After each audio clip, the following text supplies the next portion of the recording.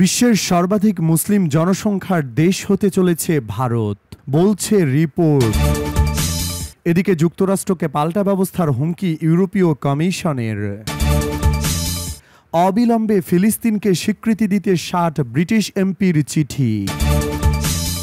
সবশেষে থাকছে Iran IAEA সহযোগিতা নতুন রূপে চলবে, বললেন আরাঘচি।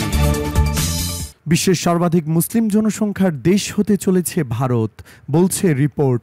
আগামী ২৫ বছরে বিশ্বের সর্বাধিক মুসলিম জনসংখ্যার দেশ হতে যাচ্ছে ভারত। সাম্প্রতিক এক প্রতিবেদনে এই তথ্য প্রকাশ্যে এনেছে যুক্তরাষ্ট্রভিত্তিক থিঙ্ক ট্যাঙ্ক সংস্থা পিউ রিসার্চ সেন্টার। প্রতিবেদনে বলা হয়েছে ২০১০ থেকে ২০২০ সালের ১০ বছরে বিশ্বজুড়ে ব্যাপকভাবে বেড়েছে মুসলিম সম্প্রদায়ের জনসংখ্যা। এই বিশ্বে মুসলিমদের জনসংখ্যা বেড়েছে ৩৪.৭ কোটি, যা অন্য সব ধর্মের মোট জনসংখ্যা বৃদ্ধির চেয়েও অনেক অনেক বেশি।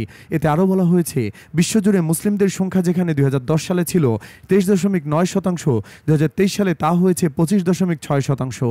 এর কারণ হিসেবে প্রতিবেদনে পিউ রিসার্চ সেন্টার বলছে, মুসলিমদের জন্মহার মৃত্যুহারের চেয়ে অনেক বেশি। তবে এই সংখ্যায় ধর্মান্তকরণের ঘটনাও রয়েছে, তবে তার পরিমাণ কম। মুসলিম জনসংখ্যার সবচেয়ে বেশি বৃদ্ধি দেখা গিয়েছে এশিয়া ও প্রশান্ত মহাসাগরীয় অঞ্চলে। পিউ এর রিপোর্ট অনুযায়ী ২০৫০ সালের মধ্যে বিশ্বের মুসলিম জনসংখ্যা পৌঁছাবে ২৮০ কোটিতে। সেই হিসেবে ২০৫০ সালের মধ্যে ইন্দোনেশিয়াকে পিছনে ফেলে বিশ্বের সবচেয়ে বেশি মুসলিম জনসংখ্যার দেশ হয়ে উঠবে ভারত। অন্যদিকে পিউ এর রিপোর্ট অনুযায়ী ২০১০ থেকে ২০ সালের সময়কালে হিন্দু ধর্মাবলম্বী মানুষের সংখ্যা বেড়েছে ১২%, যা মোট জনসংখ্যার বৃদ্ধির প্রায় সমান। ২০২০ সালে বিশ্বে হিন্দুদের জনসংখ্যা ছিল ১২০ কোটি, যা বিশ্বের জনসংখ্যার ১৪.৯%। এদিকে সবচেয়ে বেশি হিন্দু জনসংখ্যার দেশ ভারতে হিন্দুদের জনসংখ্যা কিছুটা কমেছে। রিপোর্ট অনুযায়ী ২০১০ সালে ভারতে হিন্দুদের জনসংখ্যা ছিল ৮০%, ২০২০ সালে সেটা কিছুটা কমে দাঁড়িয়েছে ৭৯%। অন্যদিকে একই সময় দেশটিতে মুসলিমদের জনসংখ্যা ১৪.৩% বেড়ে দাঁড়িয়েছে ১৫.২%। ১৫ বছরে ভারতে মুসলিমদের জনসংখ্যা ৩.৫৬ কোটি বেড়েছে বলে জানিয়েছে পিউ রিসার্চ সেন্টার। এ বৃদ্ধির জন্য অধিক প্রজননকে দায়ী করা হয়েছে। ধর্ম পরিবর্তনের ঘটনা থাকলেও তা তুলনামূলক অনেক কম। প্রতিবেদনে অন্যান্য ধর্মের জনসংখ্যার বিষয়টিও সামনে আনা হয়, যেখানে দেখা যাচ্ছে এই ১০ বছরে খ্রিস্টান ধর্মাবলম্বীদের সংখ্যা ২৩০ কোটি থেকে কমে ২১৮ কোটি হয়েছে, অর্থাৎ ৩০.৬% থেকে কমে ২৮.২% নেমেছে। বৌদ্ধ ধর্মাবলম্বীদের মানুষের জনসংখ্যা আগের চেয়ে অনেক কমেছে।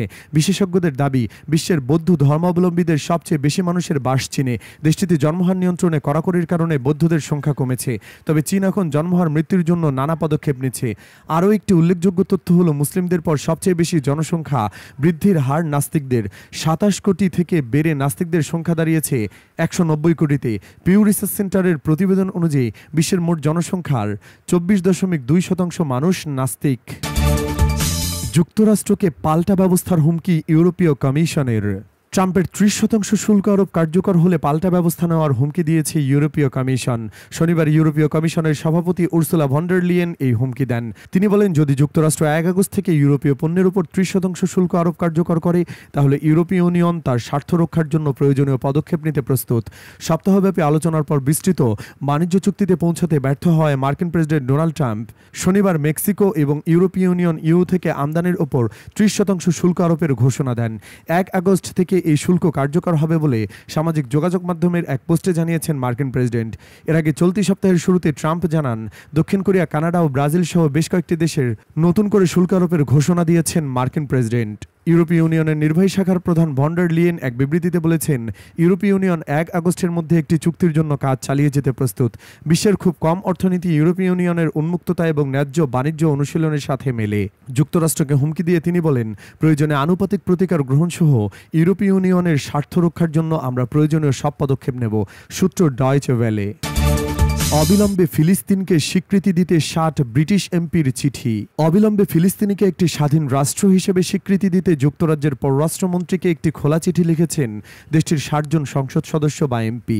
চিঠিতে তারা গাজা উপত্যকার সকল ফিলিস্তিনিকে রাফার ধ্বংসস্তূপ গড়ে তোলা একটি ক্যাম্পে জোরপূর্বক স্থানান্তরে ইসরায়েলি পরিকল্পনার প্রতিবাদ জানিয়েছেন। এই পদক্ষেপ প্রতিহত করতে ইসরায়েলের বিরুদ্ধে কার্যকর ব্যবস্থা নেওয়ারও দাবি জানিয়েছেন তারা।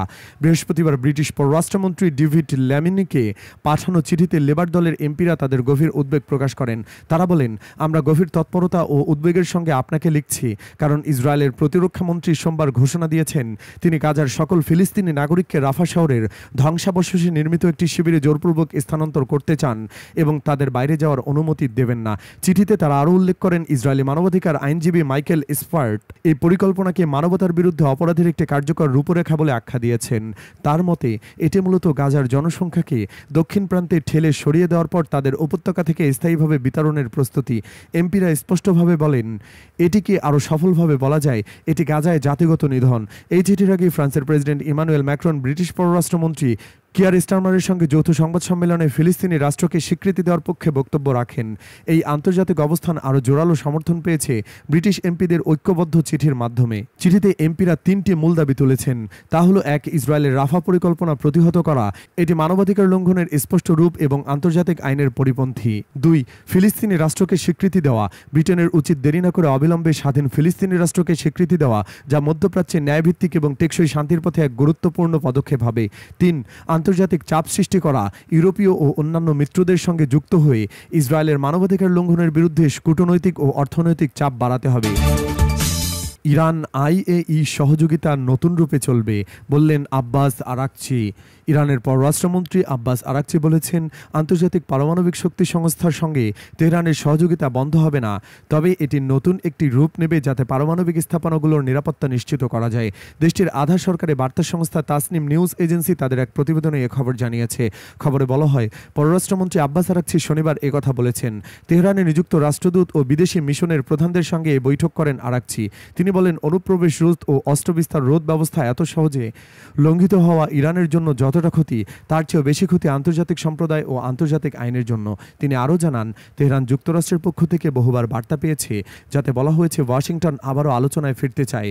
তিনি বলেন, আমরা কখনোই আলোচনায় ভয় পাই না বা দ্বিধা করি না, শর্ত একটাই, ইরানি জনগণের স্বার্থ ও লাভ নিশ্চিত হতে হবে। আরাকচি পুনর্ব্যক্ত করেন, ইরান পরমাণু অস্ত্র বিস্তার রোধ চুক্তি এনপিটিতে প্রতিশ্রুতিবদ্ধ থাকবে। তিনি বলেন, ইরানের পারমাণবিক কর্মসূচি সবসময় শান্তিপূর্ণ ছিল এবং ভবিষ্যতেও তাই থাকবে। তেহরান এই চুক্তির সদস্য হিসাবে থেকে যাবে বলে তিনি জানান। তিনি ব্যাখ্যা করেন, সংসদের আইনের আওতায় আমাদের সহযোগিতা সুপ্রিম ন্যাশনাল সিকিউরিটি কাউন্সিলের মাধ্যমে পরিচালিত হয়।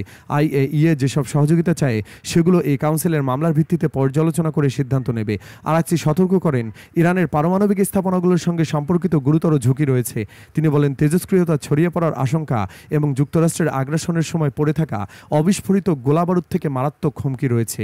তাসনিম আরও জানায়, গত 13 জুন ইসরায়েলের তেহরানের সামরিক, পারমাণবিক এবং বেসামরিক স্থাপনায় বিমান হামলা চালানোর পর ইরান ইসরায়েলের মধ্যে 12 দিনের সংঘর্ষ শুরু হয়। ইরানের স্বাস্থ্য মন্ত্রণালয়ের তথ্য অনুযায়ী এতে অন্তত 606 জন নিহত এবং 5332 জন আহত হন। প্রতিশোধমূলক হামলায় ইরান ইসরায়েলের বিভিন্ন স্থাপনা ক্ষেপণাস্ত্র এবং ড্রোন দিয়ে হামলা চালায়। হিব্রু ইউনিভার্সিটি অব জেরুজালেমের তথ্য অনুসারে এতে ইসরায়েলের অন্তত 29 জন নিহত ও 3400 জনের বেশি আহত হয়েছেন। এই সংঘাত 24 জুন একটি যুক্তরাষ্ট্র সমর্থিত যুদ্ধবিরতির মাধ্যমে বন্ধ হয়।